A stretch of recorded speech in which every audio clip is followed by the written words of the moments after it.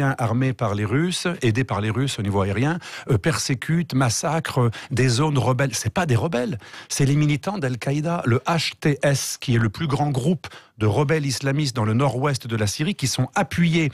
Ils ont été pris en flagrant délit, c'est pour ça que les Russes ont convoqué, parce qu'il a été convoqué Erdogan à Moscou récemment, ils ont un accord entre eux. Il a aussi trahi, le sultan a trahi également le tsar en protégeant les anciens d'Al-Qaïda, alors qui ont changé de nom. Hein. Le Qatar avait demandé à ce que Al-Qaïda s'appelle pas Al-Qaïda, ni même El-Nosra. Ils se sont noyés dans le HTS, Hayat Tahrir al-Sham, et ce HTS, aujourd'hui, c'est 20 000 militants qui sont en fait c'est les sympathisants de Ben Laden, sauf qu'ils ont changé de nom. Ouais. Ce sont de vrais djihadistes. La Turquie aide des djihadistes, et comme elle n'est pas contente que ces djihadistes, même si elle les aide avec son armée et avec plein de supplétifs turkmènes et islamistes qu'elle a relogés, la Turquie n'est pas contente que la Syrie, avec l'aide des Russes, reprenne un bout de territoire, alors que lui, il aurait voulu carrément tout le nord de la Syrie, l'ouest et l'est. Donc là, il demande l'aide de l'Europe.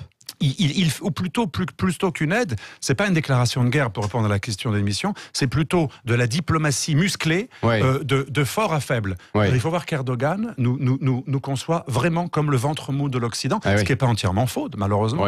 C'est-à-dire une zone molle, riche potentiellement, mais désunie, sans armée, un protectorat de l'OTAN, et les Américains n'ont pas les mêmes intérêts que les Européens. Donc il dit c'est un ventre mou, et comme ils sont lâches et culpabilisés, je m'excuse de le dire, mais malheureusement c'est pas tout à fait faux, eh bien, avec un lâche et un culpabilisé, un faible, volontairement faible, comme disait Védrine, l'impuissance volontaire, eh bien, on négocie de manière radicale. Il est certain qu'avec Poutine, il s'y prend autrement. Il est beaucoup plus poli. Il est beaucoup plus poli avec Poutine. Il sait très bien qu'il faut être faible avec les forts et fort avec les faibles.